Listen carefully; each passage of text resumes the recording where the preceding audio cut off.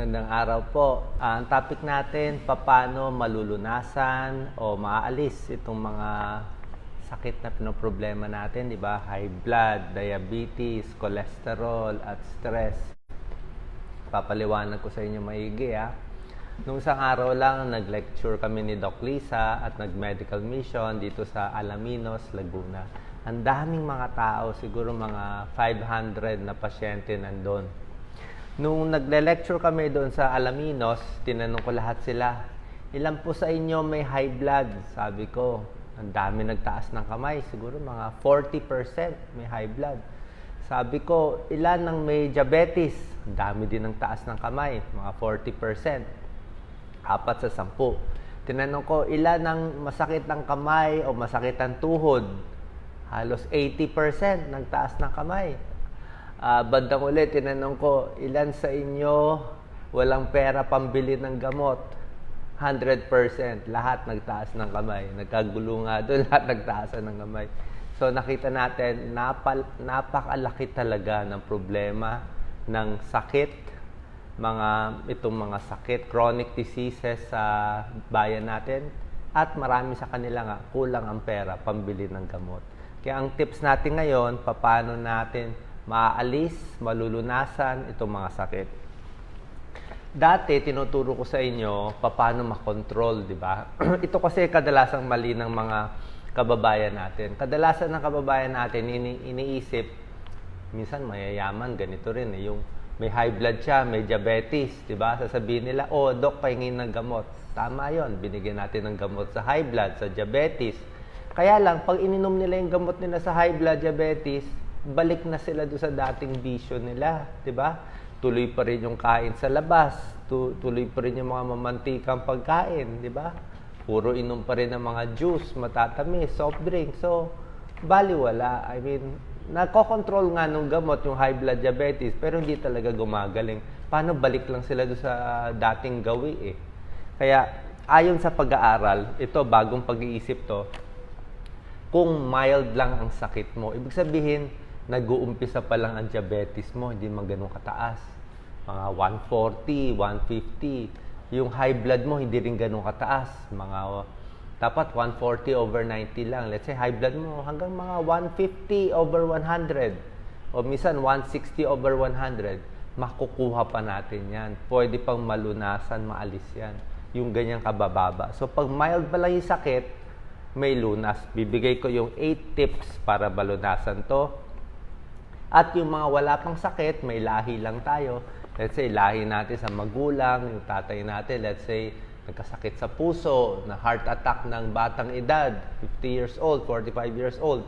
Para hindi tayo matulad sa kanya, para hindi tayo matulad sa magulang natin, para mas humaba yung buhay natin doon sa magulang natin, ito mga babaguhin natin. Kasi kung wala tayong gagawin, kung ano mangyayari sa magulang, syempre nasa dugo yan lahi-lahi, pwede makuha ng anak. Okay? So itong gagawin nating 8 tips sa mild, wala pang sakit, 'di ba? Pero kahit malala ang sakit nyo, sundin pa rin natin 'to, pwede pa rin 'to.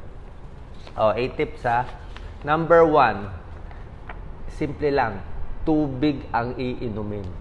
Tubig lang. Hindi lang tubig lang. Anong sabihin ng tubig lang?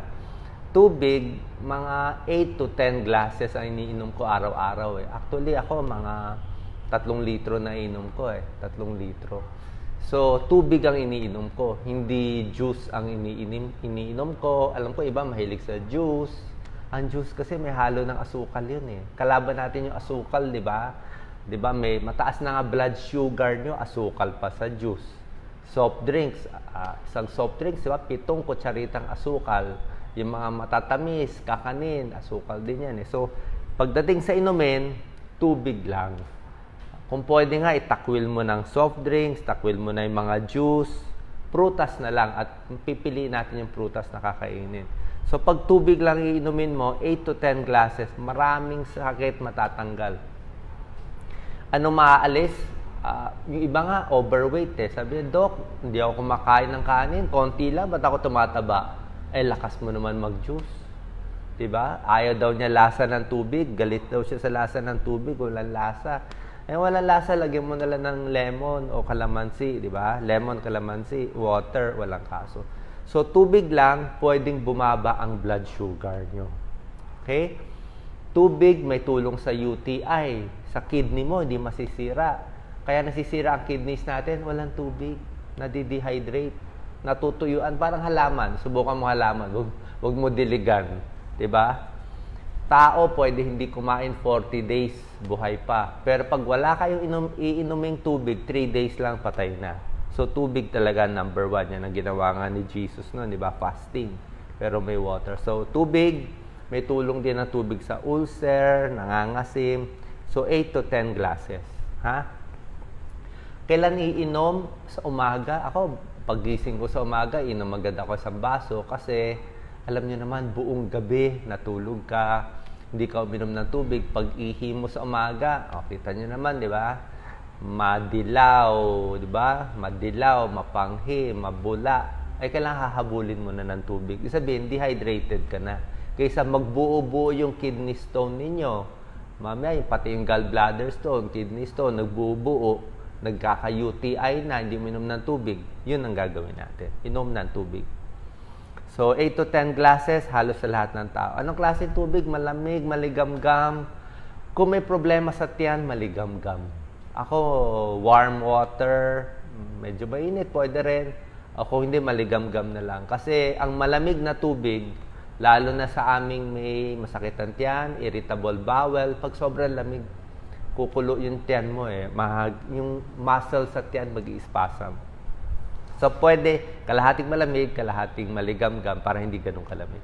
Sino lang ang hindi pwede uminom ng tubig?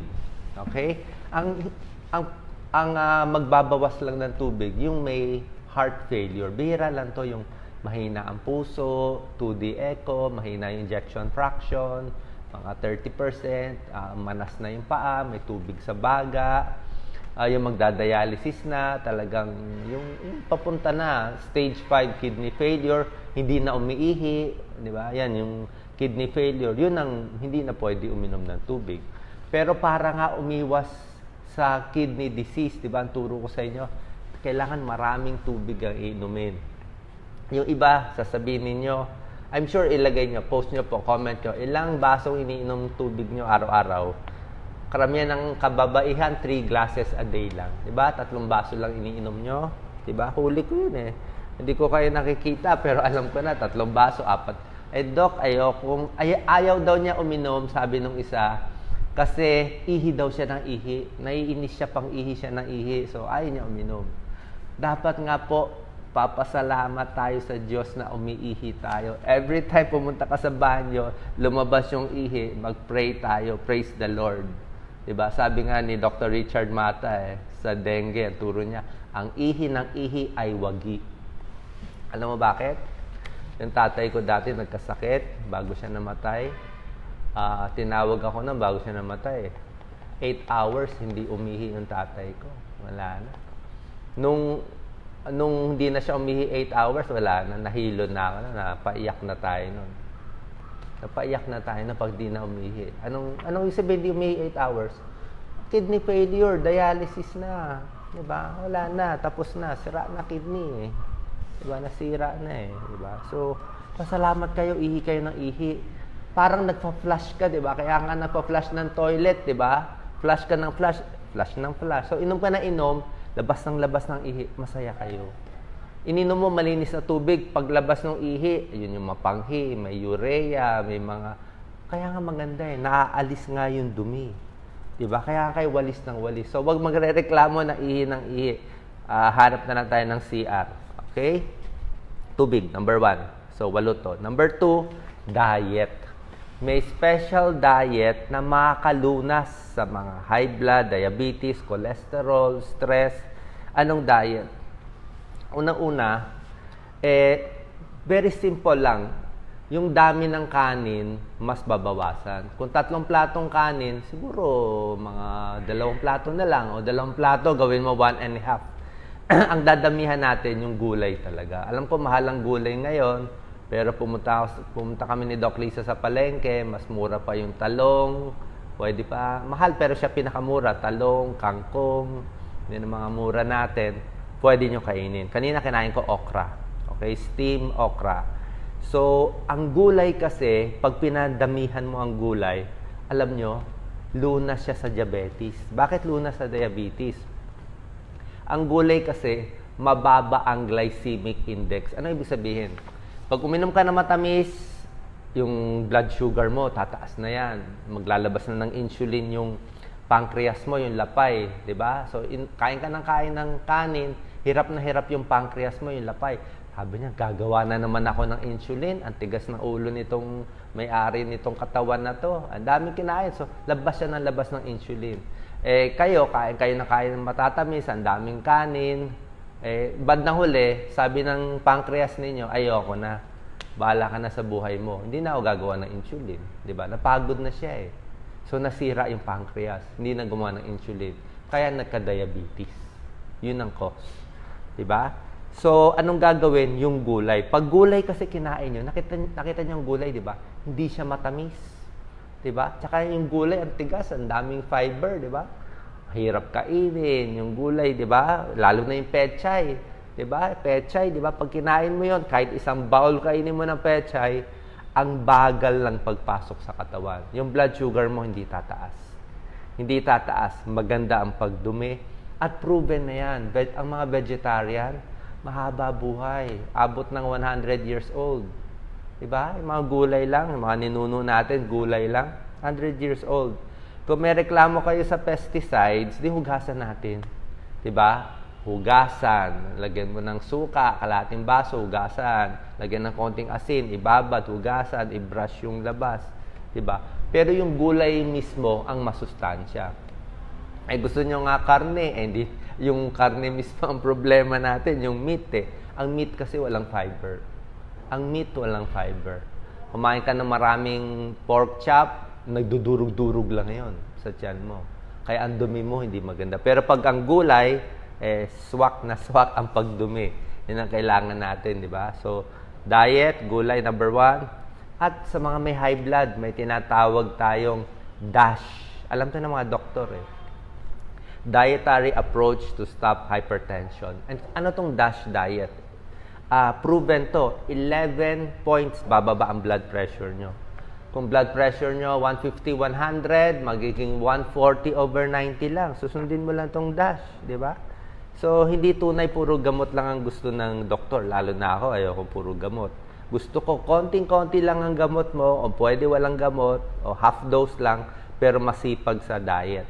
So, prutas, gulay, whole grains, ito yung mga brown rice, wheat bread, low-fat dairy, isda, mani, okay din.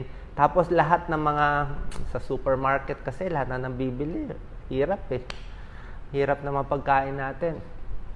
Sample lang yung mga nasa plastic, nasa bote, processed foods eh. Di ba? Ngayon, meron ako kinakain diyang special chichirya. Tinignan ko, nakasulat.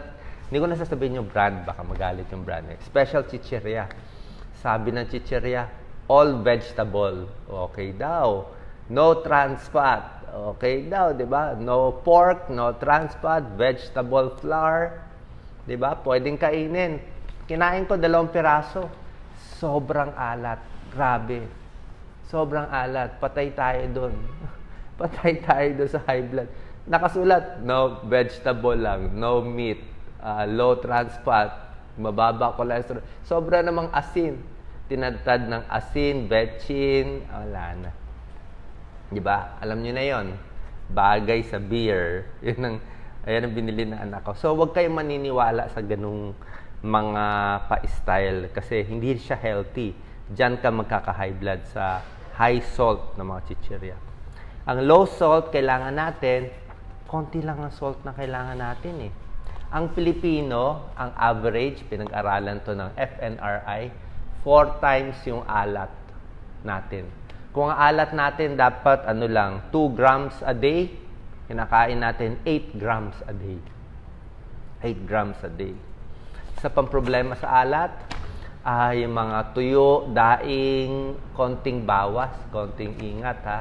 Tuyo, daing, maaalat na isda, yung fresh na lang na isda. Kasi yung masyadong tuyo at mga daing, ayon kay Dr. Meredith Garcia, magaling na cancer specialist. Kasama yan sa mga tinuturuan natin na gumawa ng mga post dito sa Facebook, nakakos ng gastric cancer. Hindi lahat magkaka-cancer sa tiyan, pero may pag-aaral na sa sobrang alat ng mga dried fish, na sobrang alat, naiirita yung tiyan eh. Kaya mas mataas yung chance ng cancer. So, iwas na lang tayo konti. Hindi ko sinabi wag kumain, konting bawas lang. Ito po, pinakamaganda. Tanggal ang sakit nyo dito. Pero walang sumusunod dito eh. Simple lang. Magbawas ng timbang. Kasama pa to sa diet. Lose some weight. Alam nyo ba, may isang pag-aaral kalahati ng tao nagpapayat. Kalahati ng tao uminom ng gamot sa diabetes. Uminom siya ng gamot sa diabetes. Pareho sila may diabetes eh. Sino mas gumaling? Okay. Mas gumaling ba yung uminom ng gamot pero mataba pa rin? O yung hindi uminom ng gamot pero nagpapayat ng 7% reduction lang to? 10 pounds lang to. Nakita nila, hindi to sa medical study, 7% lang, 10 pounds lang mawawala sa inyo, lalo na kung overweight, mas gumaling ang diabetes. Mas bumaba ang blood sugar kung pumayat lang. Hindi lang ang blood sugar, blood pressure, bababa. Cholesterol nyo, kalimutan nyo na yung mga gamot nyo. Yung mga simvastatin, atorvastatin, ang mahal-mahal pa. Magpapayat muna kayo. Papayat kayo 10 pounds, pa-check nyo ulit yung cholesterol nyo. Magugulat kayo, pasado lahat. Lahat ng mga asterisk mawawala. At hindi lang yan, pati arthritis nyo mawawala. Bakit mawawala? Anong cause ng arthritis? Timbang eh. Diba? Ang bigat ng tiyan natin, ang bigat ng katawan natin, kaya hirap na hirap ang tuhod, sisira ang tuhod dahil sa bigat. Diba? Na-overload ang kotse natin, kaya nasira. So, lose some weight, low salt, at ito pa. Sinabi ko na, yung mga toyo, patis, mahilig ako sa patis, pero konting-konti lang. Hindi yung patis sa buong plato. O sino, di ba? Alam ko, gawain niya mga bata eh. Buong plato may patis eh. Ngayon, kung may patis man ako, konting-konti, yung pinakakarne na lang or yung isda na lang, yun na lang papatakan mo konti para lang may lasa. May isang diet na ingredient, may tulong eh. Maraming pag-aaral to. Ito yung suka. Sa lahat. Pipili ka na rin ng sausawan, ang pinakamaganda, suka. Bakit suka? Laging suka ako eh. Sukang puti, suka na dilaw. Ang suka, ang dami na pag-aaral, nakakababa ng blood sugar. Yan ang pinagsasahog ko sa salad, sa gulay, sa isda. Laging suka. Sanayan ng yung mga iniinom ng suka eh. Nakakababa ng blood sugar. Yung glycemic index mas mababa, good for insulin sensitivity, mas gumagana ulit yung pancreas natin. Gaano karami? Mga 2 kutsaritang suka. Ako hindi lang 2 kutsarita ang nakakain. Siguro mga 3 kutsarita. Lalo na pag may salad. Salad ko suka din eh. Okay? Sabayan nyo lang ng tubig. Para hindi, di ba? Yung iba kasi nagiging acidic eh. Pero suka pa rin maganda. Halos walang calories yan, pampapayat. Okay? So, panghalo sa pagkain yung suka, hindi ko naman sinabi, inumin nyo yung buong apple cider o yung sukang datu puti, di ba? Halo nyo sa pagkain para okay. Number 3, so 1, tubig, 2, diet. Number 3, fiber intake, kailangan mataas. Di ba? Sinabi ko, mga gulay, mataas sa fiber. Ako, uminom ako ng fiber supplement eh. Yan ang binigay sa akin nung magaling na surgeon, si Dr. Ramon Estrada. Siyempre, meron tayong konting almoranas, fiber. Pag kulang ka sa gulay, may fiber supplement. Pero konti lang iniinom ko, half tablet lang. Pero kung malakas ako sa gulay, okay na yon. Kahit di na kayo mag-fiber supplement. Vegetable, yung kahit mga munggo, favorite ko yan. Legumes, mani, sari-saring okra ang ma-fiber. Okra, kangkong, sobrang ma-fiber ang kangkong, di ba? Ang palaya, mataas din sa fiber. Patatas, pwede rin. So, high fiber intake, pag mataas ang fiber ng gulay mo, bababa ang cholesterol mo. Bababa. Tsaka ang ganda ng pagdumi. maganda ang pagdumi. Okay? Number 4, pampababa ng blood sugar, pampaalis ng stress. Alam mo na ano yung number 4? Exercise lang, galaw-galaw, 'di ba? Mataas ang sugar mo, paano natin ibababa? Di magpawis ka, magpagod ka. Pag nagpagod ka, ay gagamitin ng katawan mo yung sugar. Pag ginamit ng katawan mo yung sugar para sa muscles, di bababa na yung blood sugar nyo. Di ba? Ganun kasimple. Anong klaseng exercise? Akyat babala na hagdanan, pwede na. Lakad-lakad lang, di ba? Trabaho sa bahay. Ako, everyday nilalakad ko mga 2 to 3 kilometers. Hindi naman malayo, pero 2 to 3 kilometers. So, pag maglalakad-lakad, hindi ko sinabi mag-gym, mahal lang mag-gym eh. Sa gym, actually, to be honest, hindi ko nire-recommend na kung may pera kayo, mag-gym kayo. Mababait yung mga gym instructor, mga follower ko, pero hindi ako hot sa kettlebell eh. Marami ako nakitang na nagka-back pain sa kettlebell. Sobrang bigat. Pwede na yung ordinary exercise, mag-jogging, mag-treadmill, yung normal weights. Huwag masyado yung mga mahihirap na exercise na baka hindi kayanin ng katawan. So, pag nag-exercise kayo lagi, naglalakad-lakad, hindi lang bababa blood sugar mo, mababawasan yung stress mo. Sarap maglakad eh, ha? Nakakabawas ng stress. Pag naglalakad, alam mo para saan po yung pampatalino ang lakad? Magtataka kayo, paano tatalino? May pag-aaral po yan. In-examine nila yung utak. Yung utak, parang PET scan. PET scan, nakaupo, tapos in-scan yung utak, pinalakad lang. Gumanda na yung daloy ng dugo sa utak. Napuno ng dugo yung utak, kakalakad, kaya mas gumagana yung utak natin eh. Ha? So, sa mga ayaw hindi mababa ang grade sa school, ha? Yung mga bata, patakbo-takbuhin mo para gumana yung utak. At ang pinakamaganda sa exercise like walking, dancing, swimming, ang maganda po sa exercise, alam niyo po ano? Pampalakas ng buto. Hindi niyo lakas ng buto ko sa kakalakad. Yung buto kasi natin, ganito po explanation yan eh. Ang buto natin, let's say ito yung buto ng paa. Let's say ito yung buto. Pag yung buto hindi mo ginagamit, humihina siya. Hindi siya lumalakas. Hindi siya nag-grow yung buto eh. Pero pag yung buto, lagi mo tinatagtag. Huwag naman sobrang tagtag, yung 10 kilometro. Yung talagang lakad, yung laging tinatagtag yung mga bones, yung mga joints, mas tumitigas siya. Mas tumitigas ang buto pag laging may gravity, laging may bigat. Yung mga tao sa space, pupunta sa buwan, sa moon, di ba? Walang gravity doon. Pagbalik nila, kita mo, hindi sila makatayo, hindi sila makalakad. Mahina ang muscle, mahina ang buto, lahat. Paano walang weight eh? So yung gravity, kailangan mo yun, lakad-lakad, matagtag yung buto, mas titigas ang buto. Mas titigas ang buto at good for the muscles ang paglalakad. Okay? Baba pa blood sugar. Number 5, stress talaga babawasan natin. Kasi, ang stress kasi nasa utak lang yan eh. Lahat nasa utak eh. Kung ano pinapasok mo sa utak mo, yun din mararamdaman ng puso mo. Let's say, ipasok mo sa utak mo puro patayan. Diba? Marami tayo dyan nakikita sa Facebook, sa YouTube, diba? Video, content, do not watch for violence. Diba? Lagi mong pa-press, may pinatay, may nabangga. May lumabas yung bituka, kaya naputol yung paa. Diba? Kinakwento ko pa lang, stress na tayo, diba?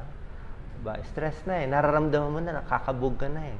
Diba? Pero kung ipapasok mo sa utak yung mga Bible quotes, yung mga magagandang bagay, magagandang lugar, diba? Mga inspirational na stories, diba? Mababawasan yung stress mo. Kung ano yung nagpaparelax sa'yo, yun ang iisipin mo. Kasi yung laging stress, tataas ang cortisol. Ang cortisol, mararamdaman mo yan eh. Cortisol, pag tumaas yan, magkaka-diabetes na. Glucagon, tataas yan. Yan ang nakakasira sa katawan. Stress, magpapalpitasyon, bibilis ang tibok, di ba? Sasakit ang dibdib, mahihilo-hilo, mangangasim ang tiyan. Stress din yan. Bakit maasim man? Kita mo, pagkausap mo ang boss mo, Di ba hindi ka matunawan? Sige, matunawan ka ba? Yung kinakain mo, ayaw bumaba. Bakit? Eh, hirap na hirap siya eh. Ang daming acid eh. Ang daming acid, kakaisip. So, mag-isip kayo ng pagdarasal, relaxation method, ligo, pamparelax, masahe, massage, pwede, yung mga yoga, stress reduction, deep breathing, di ba? Yung tinuturo kong deep breathing. Sumaturo ko ulit.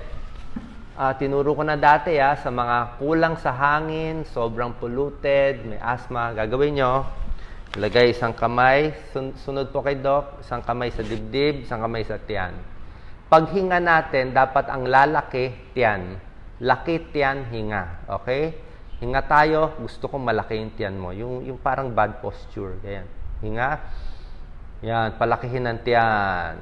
Okay? Yung dibdib, konti lang. Tiyan, laki. Pag huminga ka na malalim, pinapalaki ko ang tiyan ko, bumababa ang diaphragm, nag-e-expand yung baga mo. 30% more oxygen. Mas maraming oxygen papasok sa baga pag yung tiyan ang lalaki. Kasi meron tayong malaking muscle sa diaphragm, bababa yan, hihigop siya ng hangin. Yan ang technique sa may emphysema, may asthma. Okay? So, pag na-control ang stress, bawas ang diabetes, bagsak ang blood pressure, okay? Number 6, tulog. 'Di ba? Alam niyo naman, mahirap matulog, lahat hirap sa pagtutulog. Pag kompleto ang tulog natin, okay ang puso, bawas sa stress, pati blood sugar din, bababa. Kasi kung makakatulog ka lang na masarap, pwede na. At yun na nga po. Ako hindi ako gano'n nanonood ng mga news na mga... Meron kasi mga nega lagi. Nega dito, may balitang ganito, di ba? Hindi ko naman sinabi na wag harapin yung problema.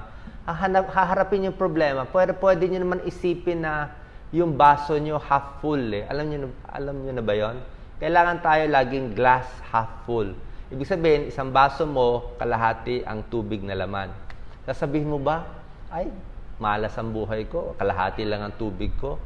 'Di ba? Yung iba ganun mag-isip eh. Pero isipin natin, hindi, at least meron akong kalahating basong tubig, 'di ba? Wala nga akong pera, at least healthy naman ako, nakakalakad ako, 'di ba? O hindi nga ako mayaman, mabait naman misis ko o asawa ko sa akin. Kailangan positive tayo, 'di ba? Kasi pag positive ka lagi, ayon sa pag-aaral, mas mahaba ang buhay. May cancer, stage 4.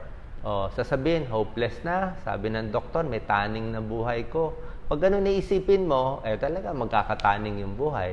Kaya pag sinabihan ako ng doktor, ako nasabihan na rin ako ng doktor na, uy, baka may bukol ka dyan. Uy, baka may cancer ka dyan.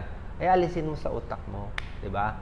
Ipa-check mo, pa-blood test ka. Pag wala, isipin mo, wala. Tapos ipa-positive mo. Diba? Ayusin mo lang yung buhay mo. Itong mga tinuturo ko. Pwede naman hindi lumaki yung bukol eh. Pwede hindi lumaki. May isang pasyente, 65 years old siya. Sinabihan siya may cancer. Parang may cancer sa tiyan eh. Sabi ng doktor, 6 months to live to. True story to. Ginawa niya, nagpa-araw siya sa umaga, naligo siya, bumalik siya sa nature, nag-exercise siya, inayos niya yung diet niya. 65 years old, umabot siya ng 89 years old. 89 years old, siya namatay. At nagpa-autopsy, pina-autopsy siya. Sinabi ng mga anak, uy, gusto ko malaman ano nangyari sa cancer niya. Di ba? Nabuhay na 24 years eh. Alam niyo, pagbukas nung bituka, nandun pa rin yung cancer. Pero yung cancer, natulog. Nandito yung cancer, nabalutan ng fiber, hindi na lumaki. Hindi lumaki. May cancer na hindi lumalaki. Mabait na cancer. Bakit? Siguro positive ka eh. Marami ka iniisip. Marami ka pang gagawin sa buhay. Meron dyan, lalo na ibang breast cancer, kakanega, kakatakot, kakatago sa doktor, ayaw magpa-check up, bilis lumaki ng cancer. Within 6 months, diba? So, kailangan yung nilalagay din sa isip natin. So, number 5 ko, control stress. 6, get enough sleep. And number 7, babantayan din natin. Hindi rin pwede nakapikit mata na walang blood test. Yan ang gusto ko libreng lab test mula sa PhilHealth Kasi Kung meron tayong libreng lab test, at least makikita natin ano problema nyo. Ang babantayan ko ba sa'yo ay cholesterol mo, laging tumataas? Sugar ba ang deadly sa'yo? Blood pressure mo ba yung deadly? Kidney mo ba may tama na? So, pipiliin natin ano doon yung may medyo tagilid ka, kung saan ka mahina, yun tayo magpo-focus. Let's say, ang problema nyo, laging high blood, stroke. So, doon tayo magpo-focus, bawas alat. Kung ang problema nyo, sugar, mataas, di ba? So, babantayan na yung paa, namamanhid ba, baka maputol, So, depende kung anong problema, yun ang babantayan. May clue na kayo eh. Ang clue nyo, ano sakit ng tatay mo, nanay mo, lolo, lola. Kung ano yung lahi sa pamilya, yun ang babantayan. Kay Doc Lisa, lagi ko binabantayan yung breast cancer kasi may lahi sila, malakas yung lahi nila ng breast cancer. So, talagang pilit ko vegetarian. May lahi ng breast cancer, hindi ko rin pinapa-pills, birth control pills. Si Doc Lisa, hindi yan ng birth control pills. Kasi may konting higher risk of breast cancer yung sa birth control pills eh. Dapat alam niyo yan. Pwede mag-pills yung ibang tao, pero kung meron kayong lahi ng breast cancer, may high blood, mataas ang blood pressure, hindi rin babagay yung birth control pills eh. So, hindi siya para sa lahat. So, yun yung mga small tips. So, number 7, monitor, lab test. And number 8, syempre lahat ng bisyo. Kung naninigarilyo, wala na usapan. Talo talaga tayo doon. Useless lahat tong tips ko, 1 to 7, kung naninigarilyo ka. Diba? Anong gagawin, Doc? Naninigarilyo, mister ko, matigas ang ulo. Alam niyo anong gawin? Pwede niyo pukpukin, pwede niyo layasan, pwede mo sabihin doon ka sa kabilang kwarto matulog, or pwede mo bigyan ng kamote. Anong kamote? Kamote, sweet potato.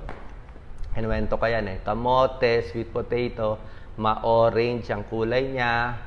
Yung kamote, ayon sa pag-aaral, nakabawas ng tsansa ng lung cancer. Cancer sa baga, nababawasan yung bad effects ng sigarilyo. Pero, may bad effect pa rin. Ay, mas maganda kumain ng kamote, huwag ka na rin manigarilyo. Diba? So, smoking, yung mga mahilig uminom ng alak, like kasama si Doc dati, nung bata pa ako, uminom din tayo. 2 beers, 3, di ba? Sarap, di ba? 3 beers, San Miguel, masarap yung light. Minsan, mainit ulo mo, magre-red horse ka, sakit sa ulo, red horse, di ba? Hilo-hilo ka pa, magdadrive ka, mamaya mahuli ka pa. So, nung bata ko, umiinom ako, pero wala eh, kasi pag wala kang purpose sa buhay, pero sa isip mo, sayang lang buhay ko dito. Di ba? Sayang oras ko eh. So, in-stop ko na totally, di ba? Alcohol po, para sa akin, kung pwede nyo tigilan, tigil na lang. Sasabihin nyo, kailangan ng dugo ko alcohol eh. Anong kailangan ng dugo? Sorry pilosopo. Anong kailangan? Kailangan ng dugo mo ng pampalusaw ng atay? Walang ganon. Ang problema kasi sa alcohol drinking, alam nyo naman, di ba? Nakakasira sa utak, nakaka-dementia, nakaka-liver cirrhosis, di ba? Nakaka-ulcer, puputla sa alak. Sasabihin nyo, Doc, ang konti lang ako uminom. 1 beer, 2 beers a day lang. O konti lang. Ang problema din sa alcohol, sa beer, ang taas sa calories. Diba? Diba po, beer belly? Alam nyo na beer belly? Beer belly, alak, tiyan. Ibig sabihin, yung malalaki ang tiyan. Diba? Pag may makita kang malaki ang tiyan, alak yun eh. Nasobrahan ng beer. Taas ng calories ng beer, mga halos ang platong kanin na rin. Diba? Sayang, may pulutan ka pa. Tsaka, ang isang problema ko sa alcohol, nakita nyo naman, diba? Pag may alak, patayan na, saksakan na, tinginan na, diba? Kakanta na ng My Way, so away na naman. At isang risk, alam nyo ano ang risk factor ng heavy alcoholic ng lasinggero? Ang risk factor para maging lasinggero ay yung occasional drinker. Ibig sabihin, mag-uumpisa ka sa patikim-tikim 1 to 2 beers, di ba, pamparelax, tapos magkakaproblema ka sa pamilya. Mag-aaway kayo ng misis mo, dun mo na dadaanin. Babanatan mo na ng hard drinks. Bakit? Sanay ka na sa konti eh. Pero kung hindi ka talaga umiinom ng alak, O, di ba? Nagka-problema kayo, hindi yun ang pupuntahan mo eh. So, yun ang risk factor ng nababangga sa sasakyan, di ba? Drunk driving. So, iwas mo lang. Smoking, alcohol, at yung mga bisyo, at ito na lang gagawin natin. Ha? So, ito po, 8 tips pwede malunasan ang maraming sakit. Diyan tayo mag-focus. Kasi kung puro... Tapos, yung mga iniinom yung gamot, para sa akin pag susundin nyo itong 8 tips, kung ano man dosis ng gamot nyo, hindi ko sinabi tanggalin agad, pero sa tingin ko, in 2 weeks, 3 weeks, pwede nyo na hatiin. Pwede nyo na mahahati. Kung ang gamot nyo sa diabetes, ang dosage, let's say, metformin, 3 times a day, baka maging 2 times a day na lang. Kung glycoside nyo, 2 times a day, baka once a day na lang. Kung ang amlodipine nyo sa high blood, 10 milligrams, o baka 5 milligram na lang yan. Maibababa natin na maibababa. Mas mababa dosis ng gamot, less side effect. Less side effect, mas maraming benepisyo sa inyo, at mas maganda.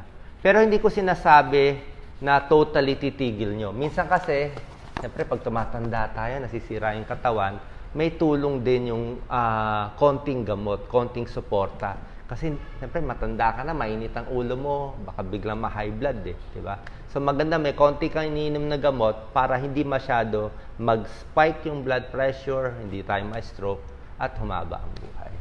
Okay? Sana po nakatulong to, at meron tayong pag-asa, research ko to May ilang mga doktor na sa Britain, sa British, tinuturo nila tong bagong pag-iisip na ayusin nyo yung pamumuhay nyo, diet, pwede malunasan itong mga sakit. God bless po. Pag may alak, may balak. Tama nga, may alak, may balak. Sayang lang oras natin. Ang dami natin gagawin. Di ba? Ba't pa tayo inom ng alak? Enjoy. Ito, enjoy, di ba? Video, enjoy. Exercise po, masarap. Nakaka-addict siya. Nakaka-addict. And talaga nakakatanggal na stress. Last na lang, kalaban natin sa Pilipinas. Siyempre, Pilipinas, yung pagkain natin, yan ang problema. Kaya hugas, linis. Diba? Para tanggal yung mga masasamang may chemical Isa din problema natin sa Pilipinas, yung pollution. Yan talaga. Kaya, kung meron kayong mga puno, magtanim na kayo ng puno, paligiran nyo yung bahay nyo. Kung maalikabok talaga, mas maganda may screen. Kahit papano may screen o konti lang yung bukas. Yung hangin na lang sa ibang lugar. Para yung alikabok, dadaan muna siya sa screen o sa puno. Pagpunta dun sa kwarto mo, mas konti na lang yung alikabok. Pagpasok sa hininga mo, mas konti na lang. Kasi kung talagang open na open yung bahay mo, sa tabi ka ng malalaking kalye, talagang masisira baga natin Kaka-emphysema tayo So, yun po, iiwasan natin. God bless po. Salamat po sa pag-like, pag-share, pag-subscribe. Para po to sa inyo. God bless. Si Doc Lisa, very busy. Meron kaming medical mission doon Siya nandun, galing. So, palitan po kami. God bless po.